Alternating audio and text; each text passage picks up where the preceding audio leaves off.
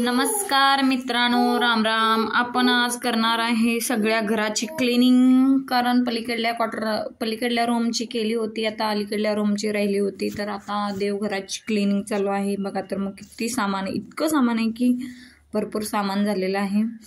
हे आहे आमच्या रुद्रची सायकल, पाळणा वगैरे, त्याची छोटी सायकल वगैरे ही ठेवली एका बाजूला. सगळं झाड्या वरून जाळ्या वगैरे काढून घेतल्या. नंतर खालून आता झाडून मारणार आहे मी. इतका कचरा झाला होता की किती दिवस झाले केलीच नव्हती घराची साफसफाई.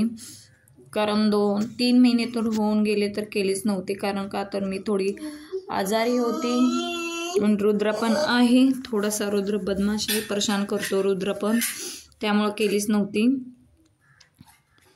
आता चालले आहे थोडी. नंतर हातरलं थोडंसं बेडसेट येणं झालं होतं त्याच्यावरती. कारण खाट झालं मोठा आणि बेडसेट झालं छोटं. कारण बेडसेट एक बेड पुरतं होतं. नंतर टाकली मी मोठी कांबळ त्याच्यावर, कारण ती फौजींना भेटली होती युनिटमध्ये आणि असं तसं तिचा यूज होत नव्हता म्हणून मी त्याच्यावर हातरून घेतली. नंतर ही लसूण वगैरे मीनं बांधून ठेवलेलं आहे वरती. नंतर पाळणा वगैरे काढला, त्याला पण झाडून घेतलं सगळं स्वच्छ. जरा असं रुद्राची सायकल पॅक केली, रुद्राची सायकल पण ठेवली. फौजींचं दुटीचं जायचं सामान वगैरे ठेवून दिलं. आता पेटीमध्ये थोडंसं, बॉक्समध्ये थोडंसं सामान होतं ते नीट ठेवलं. कारण सामान वरती पण इतकं सामान होतं, पेटीमध्ये पण इतकं सामान होतं.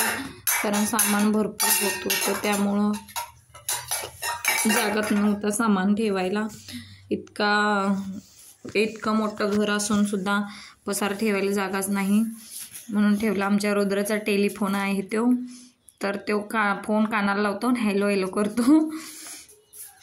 नंतर केली मी रुद्राच्या बड्डेला आलेली ती गिफ्ट वगैरे होती ती नीट व्यवस्थित ठेवली. त्यांना ठेवून झाल्यानंतर मी ते वरती थोडं सामान, 4 पायच्या वरती थोडं सामान काढून ठेवलं होतं, ते पण त्याच्यामध्ये टाकून दिलं. बॉटल वगैरे ठेवून दिली, कारण बाहेर जाण्यासाठी लागतात पाण्याचे बॉटल वगैरे. नंतर बघा किती गबाळ निघलेला आहे. हे रुद्राची सायकल, हे रुद्राची वाकर, रुद्राचा पाळणा. आता गावी जाईन तर मी पॅक करून घेऊन जाईन त्यांना, कारण इथं आता त्याचं सध्या तर काही काम नाही.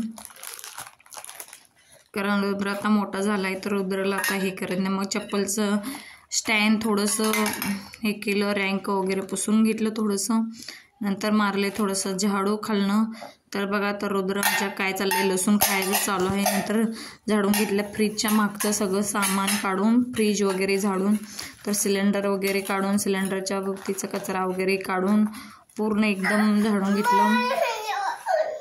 क्लिनिंग करून घेतली पुरी घराची. तर फ्रीज सामान वगैरे जतं होतं ततंच ठेवून दिलं. कारण फ्रीज बी आता सध्या तर बंद आहे, कारण अजून थोडीशी गरमी इतकी जाणवत नाही, त्यामुळं फ्रीजचं आता सध्या तर काही काम नाही. आणि फ्रीज असं पण बंद पडला आहे, त्याला रिपेअर करायचं आहे. बघा तर मग किती कचरा निघला, इतका कचरा निघला की बापरे बाप. नंतर खिडकी वगैरे झाडून घेतली, कारण खिडकीत पण इतका कचरा झाला होता की भरपूर कचरा झाला होता. खिडकी वगैरे झाडून घेतली. सगळं झाडून घेतल्यानंतर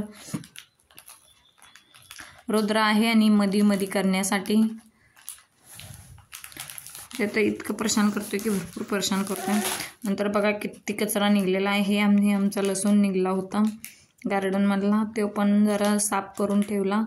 त्याला पण थोडंसं बघा तर मग झाडून काढल्यानंतर किती कचरा, किती गबाळा निघलेला आहे. इतकं घाण झालं तर घर. 3 महिने त्याला हेच केलं नव्हतं, म्हणजे वरून झाडून घेतलं नव्हतं. बाकी खालनं फरशी वगैरे डेली पुसून घेते, झाडू वगैरे डेली लावते. कारण वर जाळ्या वगैरे झालेल्या असतात ते काढून घेतल्या आता थोड्याशा. हे लसूण पण साफ करून घेतला, कारण ते सुटका लसूण आहे त्यामुळं थोडासा साफ केला आहे. थोडंसं द्यायचं आहे त्यावरच्या दीदीला.